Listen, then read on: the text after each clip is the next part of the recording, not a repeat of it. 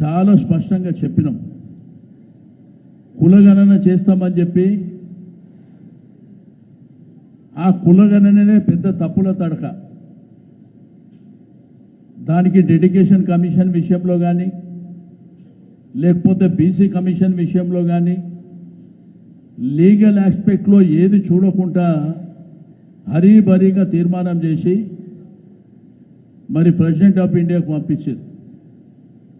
అక్కడి నుంచి రిప్లై లేకముందే మళ్ళా ఆర్డినెన్స్ తీసుకొచ్చారు. అంటే బీసీలని మోసపుచ్చాలనేటువంటి ప్రయత్నంలో భాగంగా ఈ కార్యక్రమాలన్నీ చేశారు. ప్రెసిడెంట్ గారి దగ్గరికి తీర్మానం పోకముందే ఢిల్లీలో ధర్నా చేశారు. మొన్న 5, 6, 7 తేదీన ఢిల్లీలో మేము ప్రెసిడెంట్ ఆఫ్ ఇండియాని కలుస్తామని, ప్రధానమంత్రిని కలుస్తామని, జంతర్ మంతర్లో ధర్నా చేస్తామని మరి ఇక్కడికి ప్రభుత్వం, ముఖ్యమంత్రి గారు, మంత్రులు, ఎమ్మెల్యేలు, ఎంపీలు వాళ్ళ పార్టీ నాయకులను అందరినీ తీసుకుపోయి ఆ 3 రోజులు ఏం చేశారో మీరందరూ చూశారు. ఆ 3 రోజులు కూడా ప్రైమ్ మినిస్టర్ అపాయింట్మెంట్ అడగలే, ప్రెసిడెంట్ గారి అపాయింట్మెంట్ అడగలే. ప్రెసిడెంట్ గారి అపాయింట్మెంట్ వస్తుంది. ఒక ముఖ్యమంత్రి, ఇంతమంది ఎంపీలు, ఎమ్మెల్యేలు, మంత్రులు పోయినప్పుడు అపాయింట్మెంట్ ఎందుకు ఇయ్యరు? రిప్రజెంటేషన్ ఇవ్వడానికి ఎవరైనా అపాయింట్మెంట్ ఇస్తారు. అదొక మోసం జరిగింది. ఆ బీసీల మీటింగ్కి వచ్చి కేసీఆర్ గారిని, కేటీఆర్ గారిని తిట్టడానికి, నరేంద్ర మోడీని తిట్టడానికి, రాహుల్ గాంధీ ప్రైమ్ మినిస్టర్ కావాలని చెప్పడానికి ఆ ముఖ్యమంత్రి గారు ఆ స్టేజ్ మీద ప్రయత్నం చేసిండు.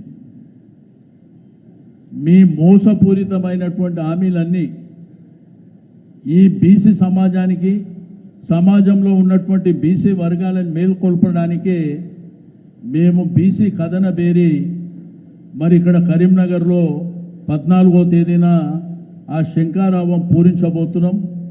దానికి ముఖ్య అతిథిగా మా పార్టీ వర్కింగ్ ప్రెసిడెంట్ కేటీఆర్ గారిని మరి రావాల్సిందిగా చెప్పిన వెంటనే వారు కూడా ముఖ్య అతిథిగా ఆ కార్యక్రమానికి వస్తూ ఉన్నారు.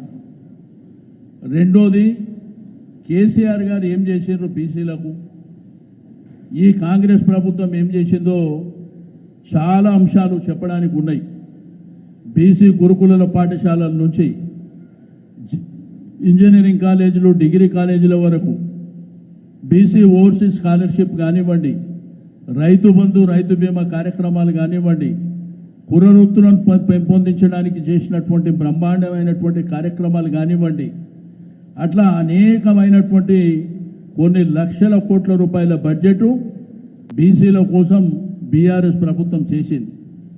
కానీ ఈ ప్రభుత్వం వచ్చిన తర్వాత 20 మాసాల నుంచి తిట్టడానికి టైం తప్ప ప్రజల కోసం టైం లేదు, సమాజం కోసం టైం లేదు, రైతాంగం కోసం టైం లేదు, నిరుద్యోగులైనటువంటి యువకుల కోసం టైం లేదు. కాబట్టి ఇవన్నీ ఎండగట్టడానికి, ప్రజల్ని చైతన్యవంతుడం చేయడానికి మా 13 నియోజకవర్గాలకు సంబంధించినటువంటి మా గౌరవ శాసనసభ్యులు, మాజీ శాసనసభ్యులు, మాజీ శాసన మండలి చైర్మన్లు, జిల్లా పరిషత్ చైర్మన్లు, మా నాయకత్వం, మా కార్యకర్తలు, నాయకులు పెద్ద ఎత్తున మరి 14వ తారీఖున కరీంనగర్లో ఈ కథన బేరికి రాబోతున్నారని చెప్పి నేను ఈ సందర్భంగా తెలియజేస్తా ఉన్నాను. ఈరోజు బీసీ సమాజం అంతా అవేరే ఉంది. సమాజంలో 185% ఎస్సీలు కానీ, ఎస్టీలు కానీ, మైనారిటీలు కానీ, సింహభాగంలో ఉన్నటువంటి బీసీలే తెలంగాణ రాష్ట్రంలో ఉన్నటువంటి విషయాన్ని నేను ఈ సందర్భంగా తెలియజేస్తా ఉన్నాను. తప్పకుండా మా డిమాండ్ల్లో ఒకటే, మా సమాజం డిమాండ్ల్లో ఒకటే, లోకల్ బాడీ ఎన్నికలు 42% రిజర్వేషన్లు అయిన తర్వాతనే ఎన్నికలకు పోతే మేము ఒప్పుకుంటాం. ఒకవేళ పార్టీల పరంగా ఇస్తాము అని అంటే మిమ్మల్ని బొందబెట్టడం ఖాయం అని చెప్పి, పార్టీల పరంగా ఇవ్వడానికి మేము ఏమన్నా బిచ్చపోలవా, బిచ్చమెత్తుకోనికి వచ్చినామా? మాకు చట్టపరంగా కావాలి. చట్టసభల్లో చట్టపరంగా మా రిజర్వేషన్లు రైట్ రాలుగా కావాలని కోరుకునేటువంటి సమాజం. మరి మాకు మా సమాజంలో ఉన్నటువంటి ప్రతి వర్గం కూడా మాకు కావాల్సింది విలువలను కోసం పోరాటం చేసేటువంటి వ్యక్తులం, సమాజంలో మాకంటూ గుర్తింపు కోసం పోరాటం చేసేటువంటి వ్యక్తులం. కాబట్టి ఈ 10 సంవత్సరాల కాలంలో ఒకప్పుడు తెలంగాణ గ్రామీణ ప్రాంతంలో పట్టణ ప్రాంతాలలో చదువు తక్కువ ఉండే. కేసీఆర్ గారు పుణ్యమా అంటూ 10 సంవత్సరాలలో మరి బ్రహ్మాండంగా చదువుకొని మా పిల్లలు అవేరై ఉన్నారు. వాళ్ళ హక్కుల కోసం అడిగేటువంటి పరిస్థితుల్లో మరి సమాజం ఉన్నటువంటి సందర్భం. కాబట్టి మేమందరం ఇక్కడ ఉన్నటువంటి నాయకత్వం రాష్ట్ర వ్యాప్తంగా మా నాయకులందరం కలిసి ఇక్కడికి రావడం జరిగింది. 14వ తారీఖు నాడు జరిగే సభ కోసం, ఏర్పాట్ల కోసం మా ముఖ్య నాయకులను కలుసుకోవడానికి ఈరోజు కరీంనగర్కు రావడం జరిగింది. తప్పకుండా కాంగ్రెస్ పార్టీని ప్రజలు బొందబెట్టడానికి సిద్ధంగా ఉన్నారు. సేమ్ టైం బీసీ సమాజం కూడా మిమ్మల్ని మరి ఇక్కడ ఉన్నటువంటి రాష్ట్రంలో ఉన్నటువంటి బీసీ సమాజం కూడా తప్పకుండా మీ మోసాలను గమనించి మీకు తగిన బుద్ధి చెప్పడానికి మాట్లాడితే మీరు బీజేపీని ఎందుకు అంటలేరని మాట్లాడుతూ, కామారెడ్డి డిక్లరేషన్ ఇచ్చినప్పుడు మీరు బీజేపీ గురించి మాట్లాడినరా? బీఆర్ఎస్ పార్టీ చేయలేదు, మేము చేస్తాం. మీరు ఎట్లా చేస్తారు? ఇది 9th షెడ్యూల్లో పెట్టకుండా అంటే మాది 140 ఏళ్ల చరిత్ర ఉంది కాంగ్రెస్ పార్టీకి, మేము ఎట్టి పరిస్థితుల్లో చేస్తామని చెప్పి ఇప్పుడేమో నంగనాచి మాటలు చెప్పి మీరు ఎందుకు వస్తలేరని మేము అసెంబ్లీలో చెప్పినాం. యునానిమస్గా మేము ఈ రిజర్వేషన్లకు సపోర్ట్ చేస్తున్నాం, కానీ 42% చట్టసభల ద్వారా రిజర్వేషన్ వచ్చిన తర్వాతనే ఎలక్షన్కు పోవాలని చెప్పి మేము డిమాండ్ చేసినాం. ఆ రోజే మేము యునానిమస్గా సపోర్ట్ చేస్తామన్నాం, చేసినాం. ఎట్టి పరిస్థితుల్లో చట్టసభల్లో 9th షెడ్యూల్లో పెట్టకుండా పార్లమెంట్లో చట్టం రాకుండా మీరు ఎన్నికలకు పోతే మాత్రం తప్పకుండా కర్రు కాల్చి వాత పెట్టడానికి ఈ సమాజం అంతా సిద్ధంగా ఉందని చెప్పి నేను ఈ సందర్భంగా తెలియజేస్తా ఉన్నాను.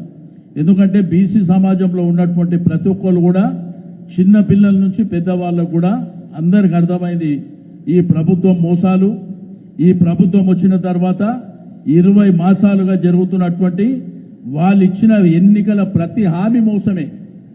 ఆడవాళ్ళకు 2500 మోసమే, మరి అదేవిధంగా కళ్యాణ లక్ష్మి అనే విషయం మోసమే. మీరు చూసిర్రు మహబూబ్ నగర్లో ఒక మీటింగ్లో ముఖ్యమంత్రి గారికి ఎంత బలుపు ఉంటే, ఒక బట్టలు ఉతికేవానికి నేను ఎమ్మెల్యే చేసిన, ఒక చేపలు పట్టుకునేవాడిని మంత్రి చేసిన అని ఎంత బలం నీకు, ఏ విధమైనటువంటి మరి మీకు రోషము, లేకపోతే అక్కడ ఉన్నటువంటి నాయకత్వం కూడా కాంగ్రెస్ పార్టీ వాళ్ళు ఆలోచించుకోవాల్సినటువంటి అవసరం ఉన్నది. ఎందుకంటే ఒక బాధ్యత గల వ్యక్తుల గురించి అట్లా మాట్లాడతారా? ఎంత కించపరిచే మాటలు. అంటే చాకలి వాడిని బట్టలు ఉతుక్కునేవాడిని నేను ఎమ్మెల్యే చేసిన అని మాట్లాడు. ఒక మంత్రి చేపలు పట్టుకుంటే నేను మంత్రి చేసిన అని మాట్లాడి, అంటే ఎంత బల్పు నీకు. కాబట్టి ఇవన్నీ మీరు గుర్తుపెట్టుకోవాల్సినటువంటి అవసరం ఉంది. సమాజం మేల్కోవడానికి సిద్ధంగా ఉంది. తప్పకుండా ఇది కరీంనగర్తోనే కాకుండా అన్ని జిల్లాలో కూడా ఈ యొక్క బీసీ కథన పేరుని విస్తరించి తప్పకుండా ప్రజల్ని చైతన్యవంతం చేసి ఈ ప్రభుత్వాన్ని గద్దె దించే వరకు నిరంతరంగా మేము పోరాటం చేస్తామని చెప్పి నేను ఈ సందర్భంగా తెలియజేస్తా ఉన్నాను.